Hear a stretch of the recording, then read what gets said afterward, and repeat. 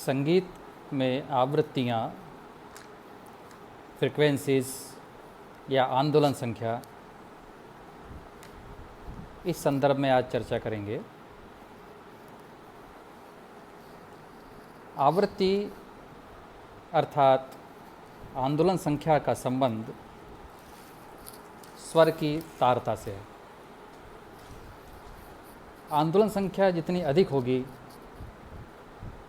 स्वर उतना ही ऊंचा होगा।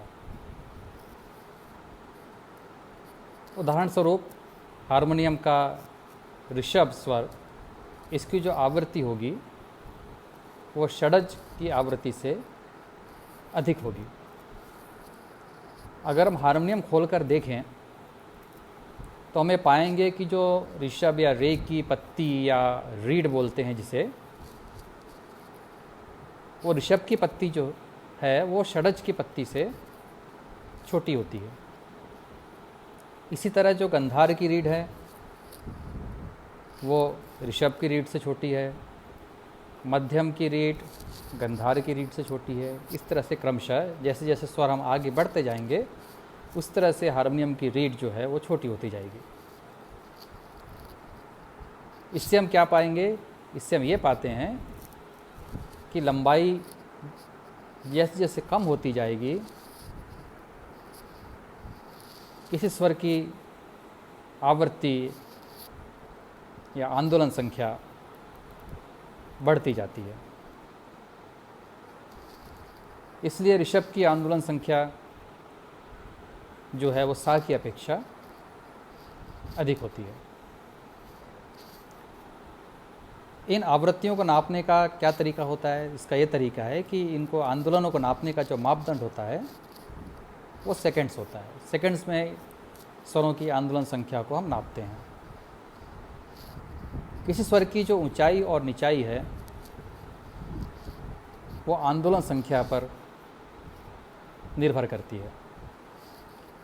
इस आंदोलन संख्या को देखकर ही हम किसी भी जो ध्वनि है उसकी ऊंचाई या निचाई ये बता सकते हैं।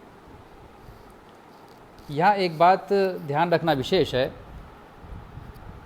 कि अगर किसी स्वर की या किसी ध्वनि की आंदोलन संख्या में कोई अनियमितता है, कोई इरेगुलरिटी है, तो वह स्वर कभी स्पष्ट नहीं हो सकता। इस स्थिति में किसी भी स्वर की ऊंचाई निचाई स्थिर करना संभव नहीं है और इस प्रकार जो यह ध्वनि या जो नाद होता है यह संगीतोपयोगी नहीं कहा जा सकता।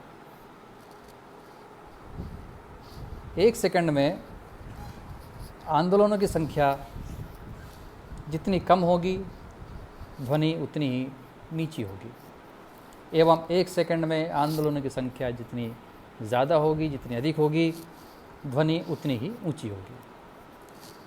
अर्थात कोई वस्तु एक सेकंड में जितना पूर्ण कंपन करती है उस संख्या को उस वस्तु की आंदोलन संख्या या फ्रीक्वेंसी कहते हैं। अब ये किस चीज़ पे निर्भर है? अगर हम तार के उदाहरण से देखें, समझें तो आसानी से समझ में आएगी। तार की जो फ्रीक्वेंसी होती है वह उसकी लंबाई, खिंचाव और तौल या घनत्व इस पर निर्भर होती है। स्वरों में जो आवृत्ति है या आंदोलन संख्या है, इसका जो देन है, इसकी जो देन है वो पाश्चात्य विद्वानों की देन है। षड्ज में एक सेकंड में इन्होंने 240 और उसके दुगने अर्थात तार सप्तक के षड्ज में एक सेकंड में 480 आवृत्ति बताई है। ऋषभ आदि अन्य स्वरों की आंदोलन संख्याएं इन्हीं के माध्यम से ज्ञात की जाती है।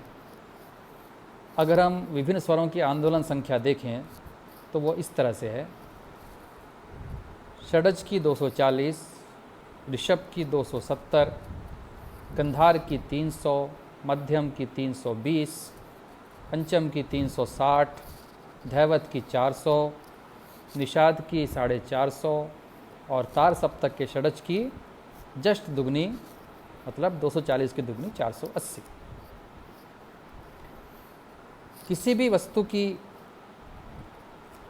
कंपित वस्तु की जो है आवृत्ति, वह कंप विस्तार पर निर्भर नहीं होती है, बल्कि किसी भी वस्तु की जो फ्रीक्वेंसी है, आवृत्ति है, वह उसकी लंबाई, मोटाई, घनत्व और आकार इत्यादि अनेक जो भौतिक गुण हैं उस पर निर्भर रहती है।